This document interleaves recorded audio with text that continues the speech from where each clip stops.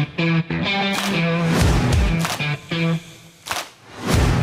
right, welcome to Let It Fly Show. Day 2 in New York City. I am Michael Xavier. Of course, he's Josh Jones. I'm going to go with Central High School first and then say Creighton Blue Jay. Every time, man. In order. That's in order of your life. Yeah. There you go. Day 2 here at the Conrad Hotel, 5-star hotel. Yes, sir. Just off the river here in New York City, coming off of Creighton, knocking off Villanova, putting themselves in the semifinals versus Xavier. That game was a few hours ago. You know what you forgot to mention? What I forget?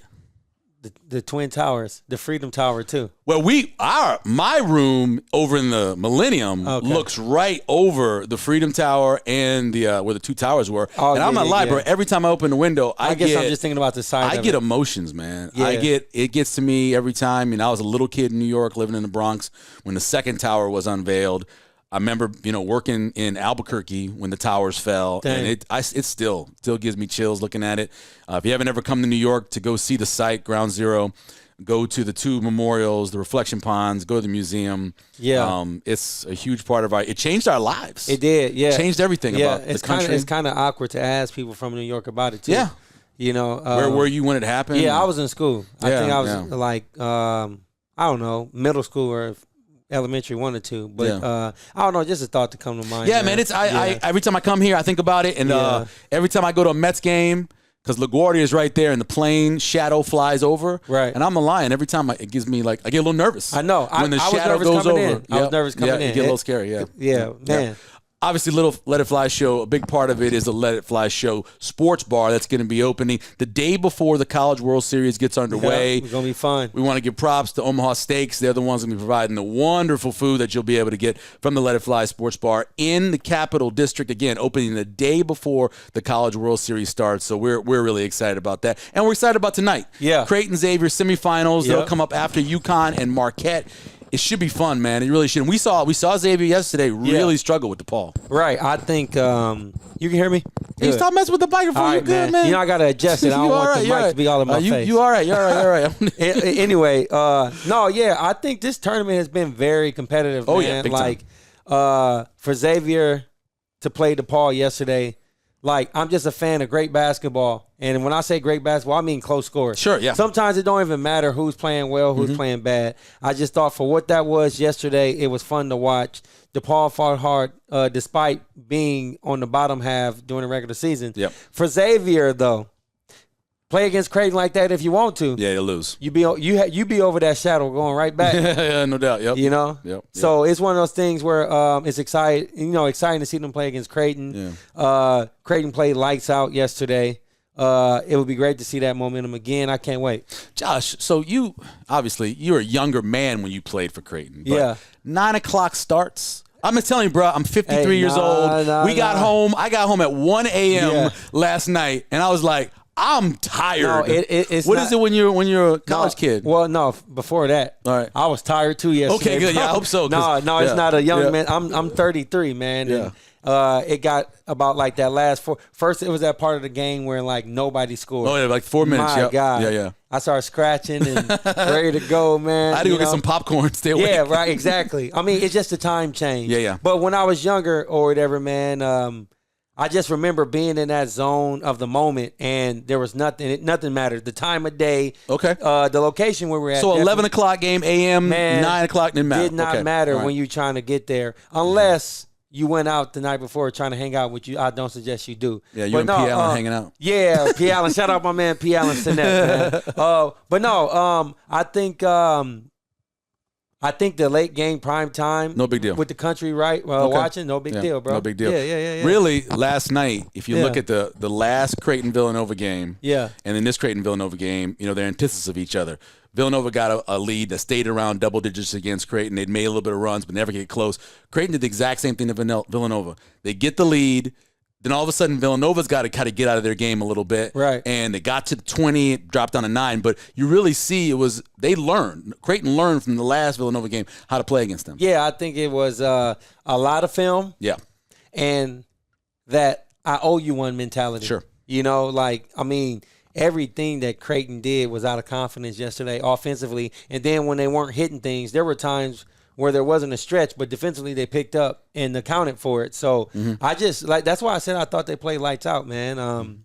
that Villanova, I think I was shocked to see that that Dixon, like he didn't shoot it as confident. He didn't shoot it as well. Missed his first couple. There was a point in time where I felt like he did the back screen, popped out in the corner, hit a big three. That could have got some momentum or whatever. But Creighton just had their number last night. None of that stuff mattered. It was different to see. It was almost like they were like I don't know what it was. Like I mean, you got to credit Creighton for how well they played, but you would have expected a better fight. I don't think Villanova plays well from behind.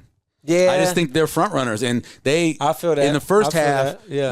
They were like 30% shooting from three. Yeah, they shot a ton of them in the second half because they were behind. Exactly, which really isn't their game. As remember, we were talking to Chris Walker yesterday, and he said that Villanova was one of the worst 3-point shooting teams in the country in terms of how many they take. Yeah, well, they took 30 last night. Exactly, that's not how they play. Right, and then also. When they were trying to play bully ball inside, Creighton held their own. There was a point where I think Justin Moore was trying to post up R2, and he just moved his feet. Yeah, he moved his feet. Exactly, and that's why I credit that to film. I mean, you're right. Villanova can't play well from behind. They don't shoot it well from three. And if you play against a team like Creighton, you don't got a chance. And then last night, Creighton also won the Battle of the Boards, 36-30. Yep. If they're going to win the Battle of the Boards and they're going to shoot around 45%, they're probably going to beat you, and that's what happens. Exactly. So, good show for you today. We're going to talk to Shereef Mitchell, finally, the senior point guard. People don't get to hear him talk. Yep. We're going to chat with him, of course. That's going to be cool. That's going to be cool. And Joel Lorenzi, who is the Creighton beat reporter for the Omaha World. Well, we'll chat with him as well. All coming up on the Let It Fly Show. All right, time to talk to Creighton point guard Shereef Mitchell joining us here on the Let It Fly Show. Reef, how you doing, man? And what was that feeling like last night when all the Villanova fans were gone? It was just Creighton fans in there at the end. That must have felt nice. Well, first I'll say thank you for having me. Thank y'all for having me on here. Appreciate it. I'm doing good, but yeah, man, it felt good to see all the Villanova fans leave the arena, especially after how they beat us last year. Yeah. In the conference championship, it felt good to kind of get our revenge back and kind of get them out of there and send them home. So it felt good. For people who've, like myself, like Michael, who've never done it, what is it like playing in the Garden? It's honestly surreal. Me being here for 4 years now. This is my third time playing at Madison Square, so I'm very accustomed to it. But it still doesn't change the fact that when you step on that court, you have players like Michael Jordan, LeBron, all the greats play on that arena. It's like big time basketball mecca. So just playing on there, being on there, it makes you feel valued. It makes you feel like the game of basketball is just like showing love back to you. Yeah, for sure. We cut through that back way. They took us to this tower, and you're walking by, and they got posters of fights from the 70s. Yeah. And then building part of the arena for the Knicks back in the 80s. Yeah. It's so much history to it. As a young kid, did you know about Madison Square Garden, or was it when you got to Creighton and you knew the guys were in the Big East that you started knowing about it? I definitely say when I got to the Big East, when I first got to Creighton, when I actually first stepped on the court, I was just like looking around the arena. You see the concerts, like you said, fights. You just see all the famous people that come in and out of Madison Square, and it's just kind of surreal. Like I said, it's crazy to think of being a kid from Omaha to be at from Madison North Square. Omaha, bro. North Omaha. There you go. Come on, North man. Omaha. Put Thanks, man. But yeah, being a kid from North Omaha, playing at Madison Square, it's a dream come true, and it's crazy. And I feel like every time I'm in the building, it just brings the kind of like an anxiousness out of you. Yeah. For question I got for you, the point we're here, Madison Square Garden. We in New York. Your road to recovery was one thing, but we're now in this season. Kind of talk about the highs and the lows for you as a player. A lot of people who watch you, when we see you hit a shot, crowd goes crazy. Yeah, but there's a story behind that. Kind of talk about, like, for you, the journey and the true emotions of being a reserve, not playing as much as you want, playing a lot, hitting big shots, just all the different things to get you right here in the seat to talk today. Oh, yeah. So I even go back to the end of my sophomore year, when we made the Sweet 16 run. That was a really big stamp for the program of Creighton and what we were trying to build from that point on. And leading into that summer, that's when I came down with my fractured foot, and I had to get surgery. And then, that took a real big toll on me mentally. And then finally, when I recovered from that, I found out that I was having issues with my groin and hip, and I wasn't able. How soon after? Literally like right after, a week after I was cleared to play. Literally a week or two after, they said that I had a stress fracture in my pelvis, and so it was very hard for me to hear that. and they told me I had to take 3 to 4 months of rehab, just being off my feet, and that really it really hurt a lot.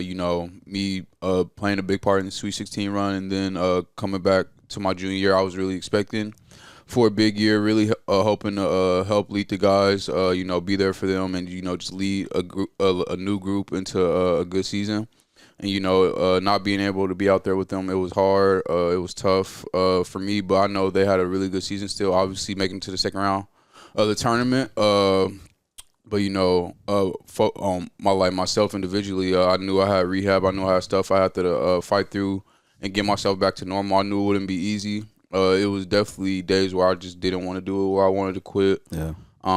I didn't think I could really get through that because it just felt like rehab is just such a day-by-day thing. It feels like it'll never end. And so when you're going through that, it could definitely be hard, but I think that's what makes you, that's what molds you. And I think coming off that, it just made me want to work harder and harder. And I think, going into summer, I had a really good summer and a really good preseason. Was hoping, like you said, for probably a bigger role than expected, but sometimes you just got to be cool where you're cool at, and just be ready when your name is called. And the first half of the season, like you said, it probably didn't go my way, but when my number was called, I feel like I did a good job of staying prepared, staying ready. And that comes with reps, being in the gym. Not giving up on your dream and your hope. And so that's pretty much what I did. And leading up to where we are now in March, every game is a big game from here on out. And so just being more than ready, when your time is up and your name is called, and just doing what you could do to impact one, and that's all I think about when I'm out there. So proper preparation prevents poor performance. That's 6 P's, baby. The 6 P's. I understand. Shereef, I just had my knee replaced 2 months ago, and I was having a conversation with somebody about this. Rehab, you're by yourself. You get in your thoughts. Sometimes a little depression comes in. How did you deal with that individually, going through that part of the rehab? And at any point, do you think that helped you mentally down the road? Because it does allow you to be able to kind of shore yourself up while you're doing that stuff. 1,000%. I'll say the one support system that's always been with me is first and foremost God, but secondly, my family. They was really with me through the whole process. They definitely knew how I was feeling. They knew that I thought I had thoughts about basketball was really something that that was in my future for me. Me and my dad had long talks about it. It was really hard, but I'll definitely say a lot of prayer and a lot of being appreciative for the just being in this position I am, and then having my family remind me of the good things that are sometimes in life. I feel like when you are in a situation like having surgery or injuries and stuff like that, you can always look at the negative side, but there's also positives to everything. And like you said, it definitely made me stronger mentally. I think it helped me, allow myself to persevere through things that will happen, and things will continue to happen in life. But, it's about how you respond to them. And I think I did a pretty good job of responding to it, and I think that's what really helps me respond to difficult situations. Yeah, to me it sounds like just your athletic career has matured you as a young man. Got to credit your mom, got to credit your dad, because just to hear you talk and to see the things that you went through, man, you basically, to me, it sounds like, he's had negative times. Yeah, there's been some high times, but you always stayed grounded no matter what. A high time, Sweet 16, people dream of that. Yeah, see how his face going up when I say that? When I seen that, man, I was just like, man, I was just so proud for the moment for you, because I know where you come from, which we can talk about down the line. But when you was going through that, was it game by game? Did y'all think y'all was that nice? Y'all got to kind of talk about that tournament run. That was crazy, bro. Yeah, man. Literally. So from the Big East tournament, obviously, we should have won that. Facts. Ran to Georgetown team that was pretty hot then, so that was a tough one. But even going down to the NCAA tournament, everyone actually had us beat. I know. Beat to UCSB. Yeah, I know. That last shot. Yeah, there was a really good team. No credit. It's one of them things like the name is a name, but when you play against them, it's like, man, these dudes is nice. They was nice. They was nice. For sure. Yeah, they was nice. So we knew that we was in a battle coming in for the first game. Yeah. And I feel like when we was preparing for that game, we feel like a lot of people already was doubting us. Yeah. So we felt like it was really no pressure. And to your point, thinking we was nice, we definitely thought we was a lot better than what people was putting out there. So we just wanted to prove that. Winning the first game, we knew we needed to win that first game to even go to the second game. Yeah. So it definitely was a game by game thing. But then Ohio beat Virginia in the upset. Yeah. And so that kind of like made things a little brighter. Yeah. Like it's chess. Yeah. You look across the whole board as a player. When the tournament's going, I can feel that. And so they upset Virginia, and at the same time we feel good, but at the same time they just beat a good Virginia team. So we got to stay on our toes. Got to be prepared for a good team that's also ready to make it to the Sweet 16. And so from that point on, I think we were all really just laser focused, locked in. For that second game, they had a good player in Jason Preston. Yeah. Slowing him down, making sure he doesn't affect the game too much. And I think we did a really good job of that. And, then obviously making it to the Sweet 16 for the first time in program history, that's a big-time deal. Like you said, Josh, not a lot of people could say they made it to the Sweet 16. And so Who was hurt? Who was hurt? Wasn't somebody on your team hurt? Or somebody had to step up? Maybe it was a situation. I can't think of the situation. Whatever it was like Arthur Kaluma's coming out party. Oh, he did. Right then that's when I said, he an NBA player. Okay. I think somebody was involved. That was last year. Last year against last year. Kansas. Okay. Yeah, everybody was out. But no, literally so that last year tournament, I was out. R2 was out. Caulk was out. Yeah, that was last year. Yeah. Okay, my bad. No, you good. Yeah, for sure. But no, like having all those players out, and then obviously, Trey had to step up. But like you said, Trey, right? Arthur and them boys stepped up against Kansas. So no, that was big time, obviously. But going back to the Sweet 16 run, against Gonzaga. Gonzaga at that point, I think they was undefeated. I don't even think they lost at that point. Right. They had 5 NBA, 6 NBA guys. Literally, you can go down the line. Yeah. we knew how good they was, and I think we really was ready for it. But at the same time, that might have just been a matchup where they were just kind of more talented, more experienced. Yeah, and but even making it that far, playing against a team like that, who obviously made it to the championship and lost a really good Baylor team. Oh yeah. That just really I think shows the grit of our team, how good we were, and maybe if we didn't run into that Gonzaga team, probably could have Final Four. Could have probably sometimes it's draw the luck. Yeah, it really is just the draw of the luck. And, for sure. Playing against that Gonzaga team, it really I think taught me a lot about college and where I want to be at as far as my game and where I want to take it. And I think obviously making it to the Sweet 16, you definitely want to do that again sometime in my future. And so I think that's something that we really want to do it was this nice. year and go further. It was good for the city. Have you graduated? I have not. You have not graduated yet, but you are coming back next year after 4 years. The way this COVID stuff is, everybody graduated. You graduated soon. Yeah. For real. Why'd you make that decision to say, I want to have that extra year, I want to keep it up? Well, obviously I got my medical freshman year back.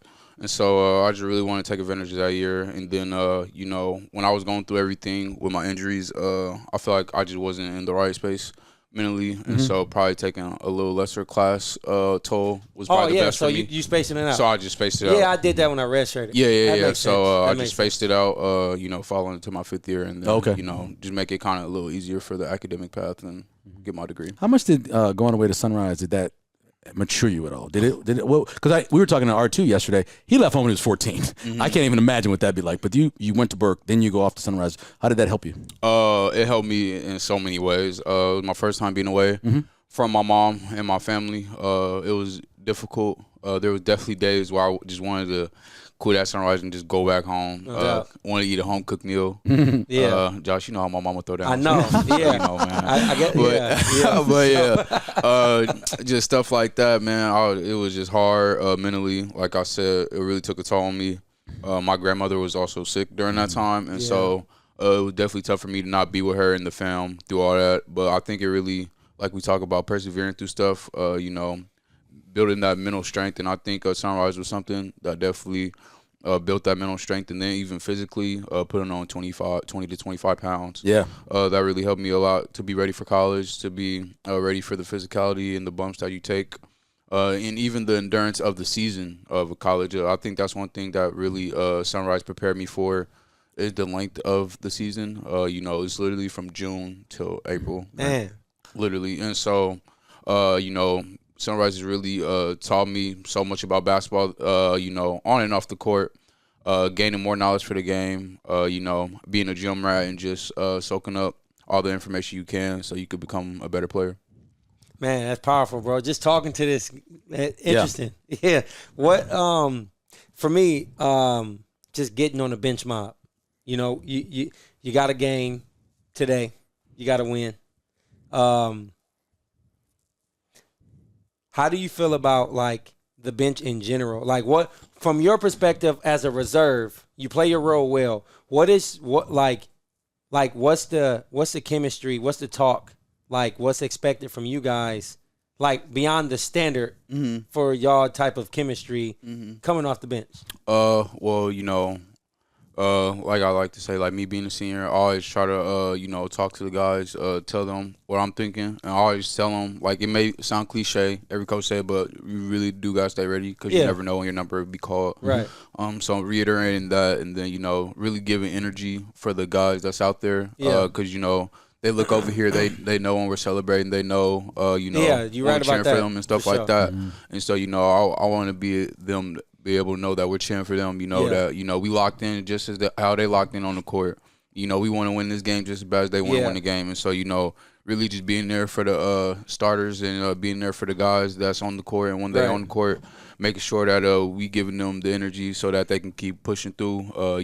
Obviously a long game basketball can be tiring, but I feel like if you hear people on the side cheering for you and trying to encourage you to keep going, then I think that would definitely help you. Yeah, I got to follow up to that real fast. To those, and even sometimes we've had talks like during the season where we felt like, especially with you, there was times where we talked about how, like, with your seniority by experience and your talent and your role and the things that you can do, that, like, if you can do certain things more or if other guys can do things more, this is 2023, so everybody see comments and message boards and all that. How do you guys navigate and deal with some of the flack that you guys may get as the reserves on sometimes not doing what the expectations of what can help the team win versus from a fan's perspective, which I know the answer to that. You don't really want to listen to that. But just in general, like, the flack from the expectation of you guys as a reserves, like doing more. Like, how do you handle that? What do y'all talk about? I just try to tell the guys, don't try to, one, you obviously, like you say, can't listen to the outside. Right. Once you listen to the outside, it gets an inside, and then, it's over. You already defeated from them. So I just try to tell the guys, man, like, you really just got to take it game by game. Every game ain't going to be the same game. One game, you could hit 5 threes. Next game, you might go 0 for 5. So, I mean, that's just how it is. You really just got to find that balance. Like we talk about finding that median and just, just being out there and impact winning as much as you can. And, and whatever, stats, whatever comes with it, comes with it. But, you just can't, like I said, can't get too high, can't get too low with it. Just stay ready. And I mean, that's pretty much all you can do from a I can relate to that because I feel like I wanted to hear you say what you said, because you essentially are explaining that you have bought into your role and doing whatever it takes to win. Like, it just says the maturity about you. And I know how, from a perspective, I mean, you're looking at a guy who started 6th man, 7th man, 8th man, red shirt, and retired in a college career. But for you, just to see, like, I don't even consider this year for you, like, inconsistent. I think that, like, you have done whatever Coach Mack has asked you to do.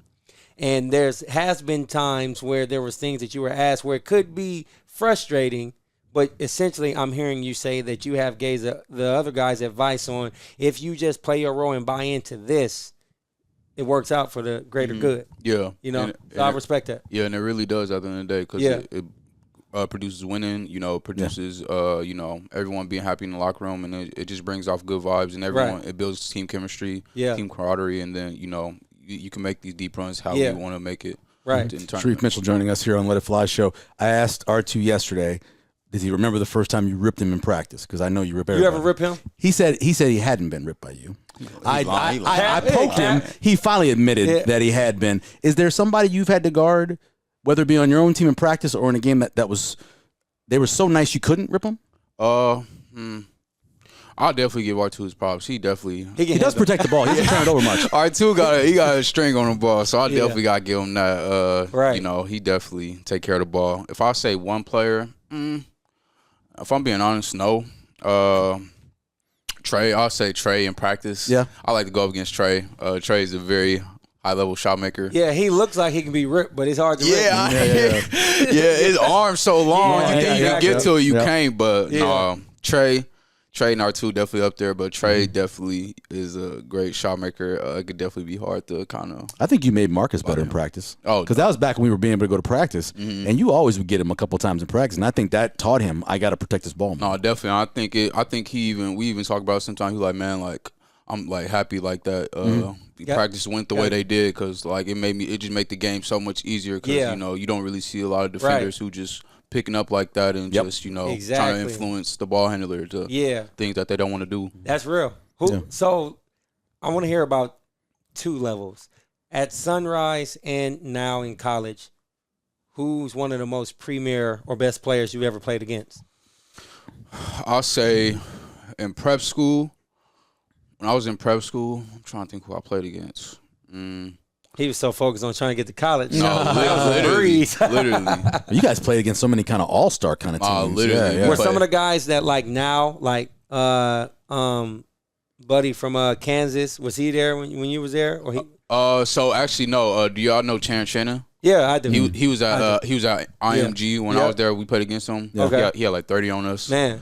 Yeah, he was big you rip time. Him? Nah. But I was actually. But do y'all know Lester Quizno? He used to go to Memphis. Okay. Lester Quiznos or whatever. I would probably have to look him up. Yeah, he was on that team. No too. shade, bro. But no, he was a really good. He was a 4-star player, 5-star player. I think sure. He was a really good player. I'll say them was probably one of the. Terrence Shannon was probably the best player I played against in prep school, and then in college, man, I was actually telling Coach the other day how it was crazy how I was guarding Austin Reeves. That is crazy. You know, and he really like assigned me on Austin Reeves. And I felt like I did held my own against him. And when you look at what he's doing now at the Lakers, it's kind of crazy to think about how I was defending him. So I definitely say a person that kind of sticks out to me when I think of that is Austin Reeves. Let's wrap up with the game tonight. Boom in the first game went off. Second game, you guys had his worst game of the. I think he only had 2 points, 1 of 5 shooting, something like that. What's the key to tonight against Xavier? One, I want to credit R2 for that second game because he definitely did a hell of a job on Sule Boom, making sure he was in his rhythm. And I think that would be another key factor today is making sure he's not comfortable on the court, making sure that we make his life difficult. And then everyone, I think if we can play kind of the same brand of basketball we played yesterday for 40 minutes, I think we'll be fine. Obviously, them not having Fremantle is a big loss for them. So, you know, that changes things up of our scheme. But, you know, it doesn't change the way we want to play and the way, you know, how we want to dictate the game. And so I think if we could slow down Sule Boom and, you know, not let others impact one in, not let others, you know, get a good game on us, then I think we'll be just fine. And I think we'll see ourselves in the championship. Nice. Yeah, I think just a comment or add to what you said, I think watching Xavier and watching Boom is one of those things where when everything's discombobulated, he gets in his hands. He's a leader. So I agree with that, man. Definitely. Yeah, man. Definitely. Reef, we appreciate it, man. Good luck tonight. Yes, sir. I appreciate keep y'all, representing. man. Sure. I would like to be invited over to get some of that. Your mom's food. Yeah, You pumped it up pretty good. I'm from New Orleans, man. I got a high level of food.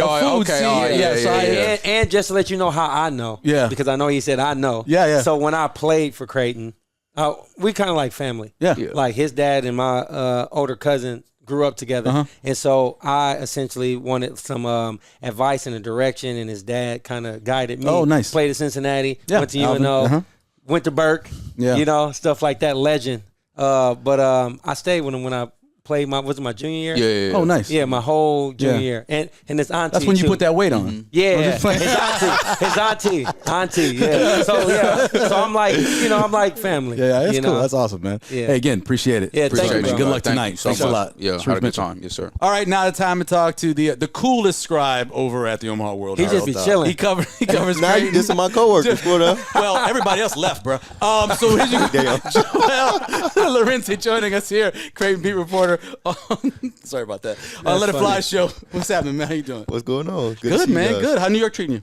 Man, I bet you fit in well in this city. Oh, I love New York. I mean, my people were from here originally, so every time I come, it's like I feel like I'm at home, bro. I mean, I'm from Chicago, which ain't too far off in terms of culture and population and all that. Confidence. Yep. So every time I come here, I mean, even the hotel I'm staying at now, like it's just so dope to walk around. I know it's not like the Bronx or something, but like to walk around and just see New York people, interact with them, and go every block. It's some good food. Yep. I mean, I love it here. It's crazy. Yeah. This ain't your first time, is it? No.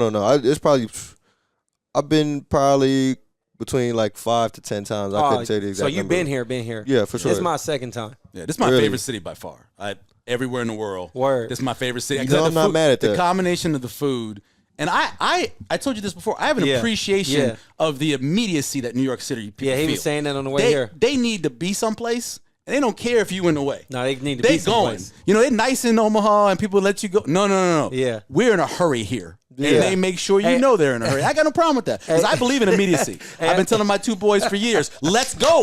Right. I have a New York style type of mind. Let's go. Not trying to be funny. I took the subway earlier. Yeah, me too. And I took the 2 train. Yeah, and there was this lady or whatever. I mean, she was all about, just a guess, at least 70 something. Mm-hmm. Man, she said, if you don't get your ass out of my way, That's New York. I'm like, that's New York. All right, man, I'm sorry, And I moved too, bro. Yeah. Hey, we chatted back in Vegas and talked about the team, and you had a certain expectation then. Obviously, Kalkbrenner was out. Yep. Man, this season's been so weird with the roller coasters. What's it been like for you? How do you look back to Vegas and then think now, one game away from the final of the Big East tournament? What's your feel? It's so interesting because like you can't really, if you want to pick a word to summarize the season, like you could probably find one like roller coaster or something cheesy, but like there's really no. You can't put 2 words to describe the season. I'll tell you I that. can dig that. Yeah. I can dig that. I mean, adjective proof. To go like I sat next to Bob Ryan yesterday. Nice. Which was crazy. Yeah. And granted, I don't think he watches a ton of Big East basketball these days because it's like super beyond that. I mean, dude's like a legend. And so, like we're talking through some of the stuff that's going on in the game, and I'm trying to like explain to him like, yo, like this Creighton team, I mean, they were top 10 in the preseason. And then they lost 6 straight, 3 of them without their best player. Then they win like 8 or 9 straight. And then they lose. It seemed heavier than it was because they fell out of contention for the Big East, but they lost Marquette and Villanova in a row. And then people were down on them again because those were 2, Marquette. Must-win games. Yeah, because. And they should have won the Marquette game. Sure, yeah. I mean, come on. Yeah, they definitely should. So the way they lost that game and then the bounce back game getting spanked the way they did, it was like people were like out on them again. So it showed who, I mean, and this comes with the NBA too, and judging prospects and whatnot. Like you have to stay consistent probably with your takes and your evaluation because like while a team like North Carolina like completely fell off the map, right? Yeah. Like Creighton is back where I think people thought they would be. Maybe not top 10 caliber, but in similar range. Yeah. And you've had to take in so many factors and consider everything, and in general consider this is the Big East. Right. And now we're back, I think, where we honestly thought they would be. They win the Big East tournament. They're probably a 4 seed. Would you agree with that? 3 seed maybe? 3-4. I can see an opportunity at a 3. I can see they would have to be a 4 seed, I think, because I think Xavier is probably on the 4 line. I would assume they would. I say possibility at a 3, but a 4 seed. But if I'd have told you that at the beginning of the season, that wouldn't have been a disappointment. No, would it? No, I don't think it would have been. And that's what you're saying, right? Yeah, they're where they need to be. Yeah. At this point. I think people would have taken the 3 seed. I think people might have been overzealous and be like, no, they should be a 2 seed. But no, 3 seed is, I think, right. It's fair. Good spot. Yeah. Considering. Yeah. Buddy of mine and I were arguing over whether Griesel or Shireman's a better player, right? Who fits better? Okay. We've been having this argument for a year and a half, right? So, and I like the strength that that Griesel has. I like the physicality, you know. He'll back you, he'll bully ball you guy. Not the shooter, obviously, that Baylor Shireman is, but has Baylor been what you expected him to be this season, the way he's incorporated himself, his game? I think so. I'll say this about Griesel. I haven't watched Nebraska a ton, but it's hard. It's kind of hard to compare them because of different circumstances, right? Like Griesel, a top 2 option on a Power 5 team. Baylor, not so much. He's probably like borderline, like top 3 option. But he definitely fits a role, whereas Griesel kind of has to shoulder some stuff way more than he does. That's fact. In terms of his fit in general, Shireman, that is. I think I don't know what people expected. I think there were different. I think people thought he'd be a more natural shooter. Sure. Like, 20 a game, 5 or 6 threes. Like, that's what people expected. He is on super high volume, though. Yeah. So it's harder to be efficient there. And I will say, like, at South Dakota State, he was like a more pick and roll, more ISO, like really carrying their offense, like on some Harden type stuff. And now it's like he has to assume this, third playmaker role, get a shots when he can. He has a green light, but it's not like he's coming down pulling everything, right? And so I think some people saw, Alex O'Connell leave, and they were like, hopefully he's a seamless fit. Different defenders, probably similar shooters, but different athletes too. So people who maybe hadn't watched either one or the other closely probably thought it would be a seamless fit. But they were going for different things there. And then maybe some people were like, I watched Raggi back in the day or whoever, and so were like, maybe he could fit that role of just a superficial shooter. And those guys are all different. I think Baylor has lived up to what he's supposed to be. I mean, you look at last night in terms of being that third playmaker. I mean, there's nights where he could have 9 assists. I mean, he flirted with a triple-double in the Garden. Like, that's wild to me. I think that was one of his better games for sure here in Creighton, despite not shooting the ball crazy. I mean, he hit shots that mattered. And I think this is the idea of what Baylor could have always been. I don't think he was supposed to be this team's first option ever, but as a top 2, top 3 almost nice and doing what he does, passing the ball, rebounding. I mean, the rebounding in this league, that level of physicality, the way he's rebounding the ball, I think he's probably met expectations. And he held up defensively when they tried to post him up. Exactly. Yeah, we talked about that got him the first time, but after that, he held up. Yeah, for sure. Because Villanova is one of those teams where across the board, guard to guard, like Creighton really just can't bully them like that. But last night, they couldn't bully Creighton like that. Personally, I think that sometimes you can look at Baylor Shireman like he seemed like the first option sometimes because he plays such a complete game. He rebound the ball. He make assists like you said. As far as his threes, his percentage could be higher, but he take them from 35 sometimes. He take them deep threes. But, like, it's just credit to his confidence in his game. I mean, if I got to think personally who's better, I agree with you. I think you really can't compare them. But if I had to take one, I think I would take Baylor for the simple fact that I feel like it's almost like, and this is like a poor comparison, but would you rather have KD or LeBron? It's Me? I'd have KD. You see what I'm saying?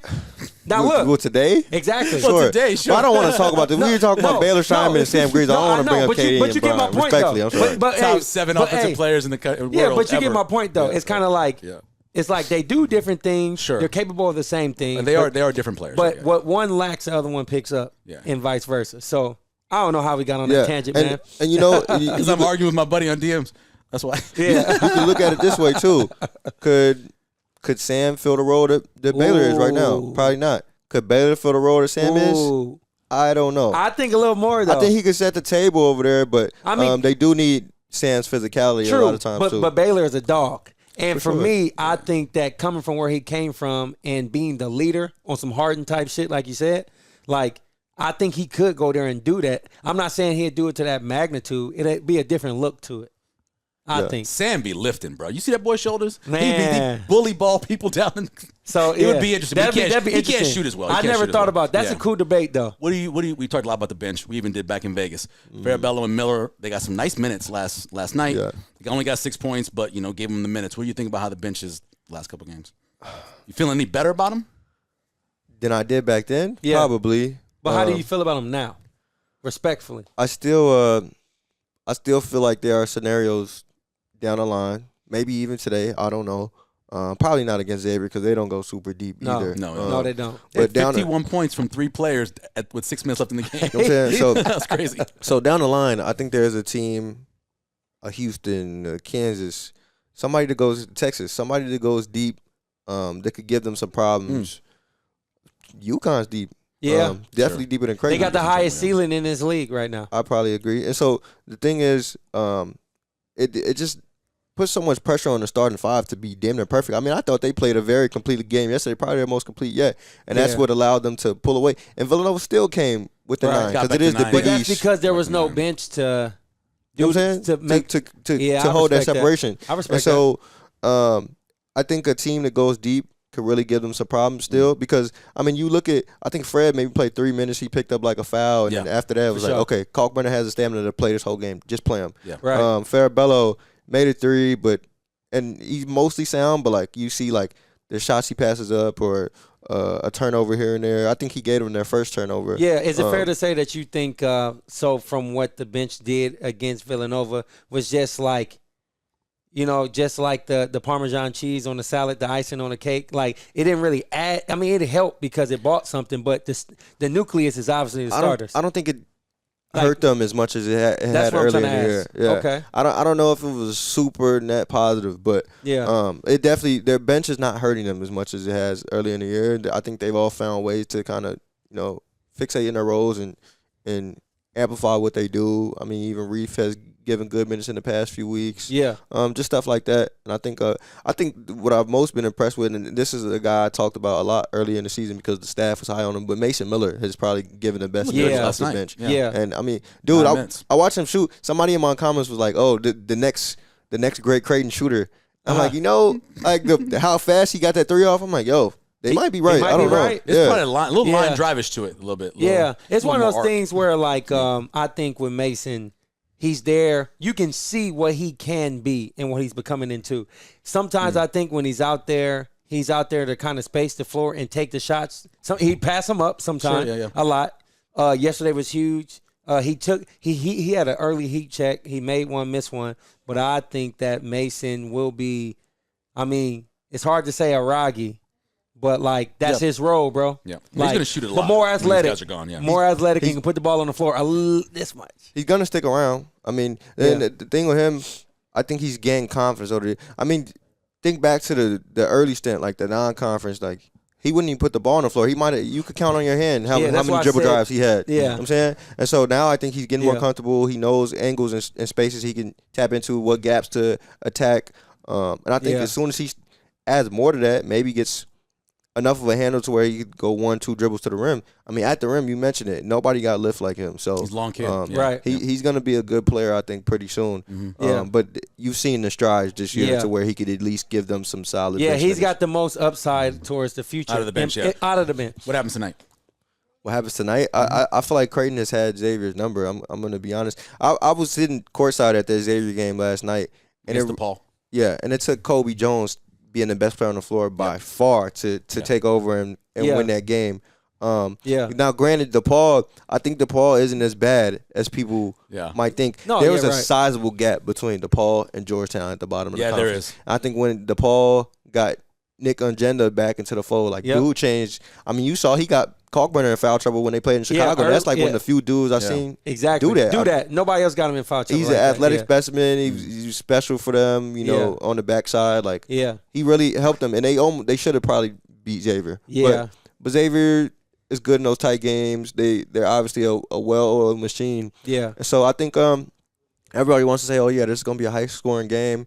I mean, you can assume that, right? Because, I mean, the last time they played, I think in Cincinnati, it was like an all-star game, basically. It was. Yeah, it was. Yeah. But I don't know, man. I think it should be easier on Creighton as long as they play remotely like they did yesterday. It should be easier on them because you look at Fremantle played in both of their matchups, which obviously he's a game changer. Yeah. And not to say that Xavier suddenly is falling off because he can't play because they handle business with him out.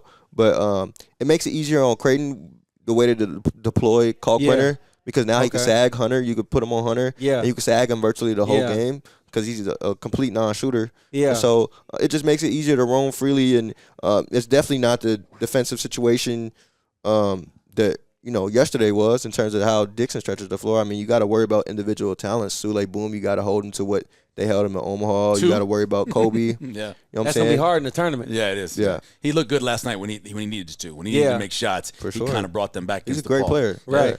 Last thing for me, so who do you think Creighton would rather play? Who do you think they should rather play? UConn or Marquette? Marquette. I think the mold of teams that they don't like, I think UConn fits that.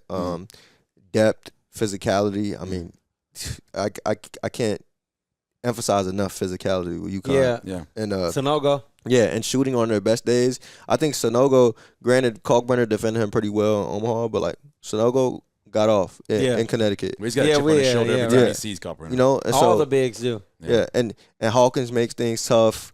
As a movement shooter, you know, coming tight off screens, draws fouls because he always kicks out the stuff he does. They're a tough team to deal with, man. And I think, not to say Marquette isn't, because I've liked Marquette more than a lot of people, I think. I mean, their offense is like unguardable. But I thought that's Tyler Kolek, man. Yeah. You got to give him that credit. Yeah. I look at their series. It's hard to view that first game objectively because Kalkbrenner didn't play. Right. But the second game, Creighton should have won that, man. Yeah. That was on them. They lost that game themselves. For sure. And I think if there was a rematch in a neutral setting, I could see Creighton beating them. But UConn's been the heavy favorite this week here, and I can see why, especially if they play a team like Creighton. I don't know. Yeah, for sure. Wasn't they top in, like, offensive rebounds in the country or something like that? Yeah, for sure. And they're a top, 15, 20 offense and defense. Yeah. So.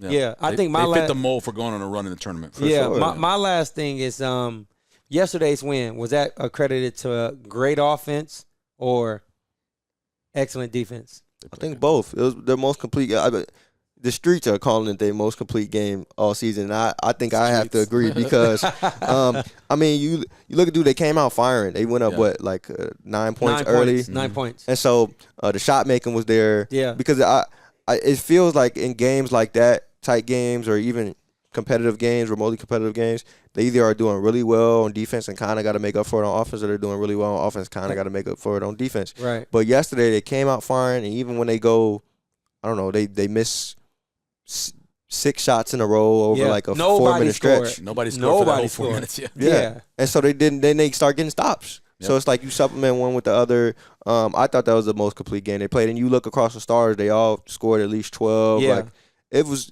I mean, I thought there wasn't a better. You couldn't, if you're Greg McDermott, you couldn't ask for a better 24 minutes of basketball to start. It was as close to perfect as you're gonna get. So no doubt, Joe. We appreciate it, man. Thanks for coming always, on. man. You always coolest keep it real. scribe. Yeah.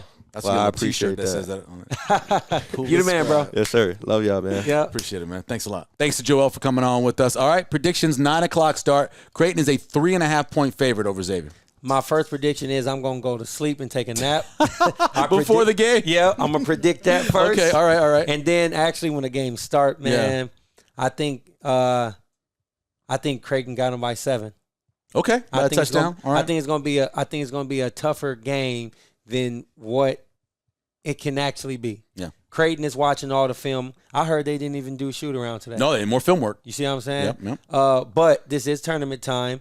I think Boone is a leader of that team for Xavier, and Creighton's going to will their way, but he's going to lead them. Oh yeah, well I think he's got, R2 shut him down last time they played, 1 of 5 for 2 points. That's been in his mind. He's going to be coming back at them. He's going to play well, but I just don't think Xavier has enough scoring. No, they don't. The game had to be in the 60s, I think, for them to win. Right. I think the game gets in the 70s, maybe low 80s for Creighton, and Creighton's up winning the game. So understand that. I want a special thanks to Hurrdat, of course, Pat Safford, who is producing and putting this whole thing together, Phil McClain for booking all the guests as well, and as always, special thanks to Omaha Steaks for making all of this possible. The big thing is thanks to Shereef Mitchell and Joel Lorenzi as well for coming on with us. We appreciate them out. And again, Omaha Steaks always makes a great gift. I don't care if it's a birthday, if it's Christmas, this summer, St. Patrick's Day, it doesn't matter. Give steaks. People will love it as well. If Creighton wins the night, we're back tomorrow with another pregame show as well. We'll give you a little something on social media, instant reaction after the game tonight as well. Josh, take us away. Hey, I'm Josh Jones with my man Michael Xavier. You know how we do it. It's a Let It Fly show.